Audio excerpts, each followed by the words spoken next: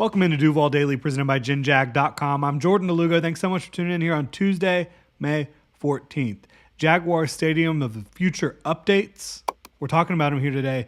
Ben Becker, who does a great job of investigative journalism over for Action News Jax, reported some new details for the Jaguars Stadium of the Future. That includes costs, future of London, and other home games away from the city of Jacksonville, and more. We're going to talk about it here today. Really appreciate y'all tuning in. If you enjoy the content, please like, subscribe, hit that notification bell. You can also check out genjag.com/shop. Pick up some new Duval gear like the hat I am wearing right now. You can become a channel member right here on YouTube. So the Jaguars, as I mentioned, Mark Lamping, Maradona Deegan, Shad Khan, they have agreed to a new stadium deal that will be introduced to City Council this evening. Again, Tuesday, May 14th. Ben Becker got some of those details early, got them last night. So we're going to take a look at them. Cost is one of the big factors, obviously. Between the Jaguars and the city, the cost will be split right down the middle, $625 million each, paid by the Jaguars and the city of Jacksonville, which is significantly less than what was originally proposed, especially on Jacksonville's side. Part of the reason for that is this deal does not include any of the Lot J development, according to Ben Becker. So this is all about the stadium, right? There is supposedly some language about each side contributing towards kind of benefiting the east side of Jacksonville. We'll get more details on that tonight. But as of right now, $625 million being reported for the city of Jacksonville and for the Jacksonville Jaguars. So you'd like to say that's probably a good thing for the city, right? Paying less is a good thing. I do think separating the Stadium of the Future project from Lot J makes sense. I think you get the stadium deal done, then you can go and figure out how you want to support the stadium, in a future deal. Getting the stadium is the most important thing for the city of Jacksonville. It should be the most important thing for the Jaguars as well. Getting this stadium deal done, locking the Jaguars into Jacksonville long-term is the most important thing, bottom line. And the fact that that is moving forward, if you're a fan of the Jaguars, if you're a fan of the Jaguars being in the city of Jacksonville, is very, very good news. Becker also reports that the Jaguars will continue to have one home game in London every year. Not great, but not surprising either. And that as part of a new NFL initiative that will be rolling out, the Jaguars could have 2 home games outside of the city of Jacksonville every 4 seasons, which is not great. Shad Khan, he's excited about bringing the Four Seasons Hotel to Jacksonville, but playing 2 home games outside of the city, I don't think that that's going to go over well for a lot of Jaguars fans. Now, this deal is not done. The mayor's office and the Jaguars have agreed upon this, but city council will also have to vote on this. They're going to be doing huddles around the city to get feedback from fans, from residents on how they feel about this new Stadium of the Future.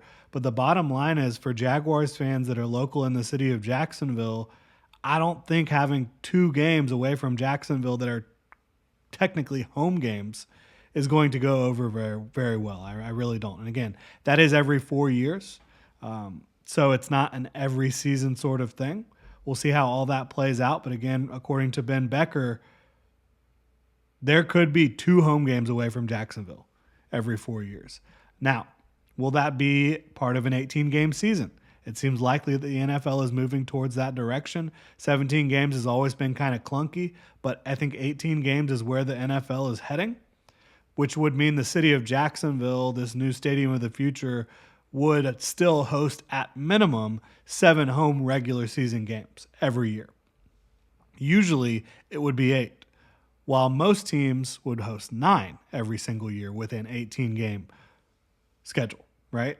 So I don't think it's right, personally. I think that, great, if you're making a team play a home game away from their home stadium every 4 years, like every team's going to have to do that. I get that. Why should the Jaguars then have to play 2? I don't think that makes sense. I don't think fans are going to think that makes sense. You have already taken a home game away from the city of Jacksonville. And I know it makes the Jaguars a lot of money having a game in London. But it costs the city of Jacksonville a lot of money not having that game in Jax, right? Like, game days in Jacksonville are big money generators for the city of Jacksonville. They absolutely are. It's also taking a game away from the fans, the Jaguars fans who have supported the team since day one. So again, I don't really believe that that is the right way. I think that a lot of fans are going to be upset about the idea that, okay, $625 million from the city is going towards this stadium revamp, rebuild. It's not going to be a new stadium. It's going to be an updated stadium. And then you're going to take away, every 4 years, you're going to take away another home game. So we're only going to have 7 home games on an 18-game schedule. Again, I don't think that's going to go over well. Ben Becker did mention that if home games are played outside of Jacksonville during construction, that Gainesville is the most likely landing spot. That would, of course, suggest that the Jaguars could try to find a venue inside the city of Jacksonville that makes sense. Maybe add on to a current venue somewhere around town where they could add, thousands and thousands of seats to potentially make it work. But to me, that does make the most sense, is playing in Gainesville. If you can't play in Jacksonville, of course. Gainesville is the closest option that actually has infrastructure in place to host NFL-sized crowds, right? Yeah, you've talked about Daytona, but Daytona, you would have to change a lot about Daytona Superspeedway to make it an NFL venue, right? And then talk about Orlando. They would need to upgrade their stadiums. I know they're doing that. According to Ben Becker, Tampa, the Buccaneers, they would not want Orlando to be hosting Jaguars games because they believe that that's their territory. And then Tallahassee, 2.5 to 3 hour drive.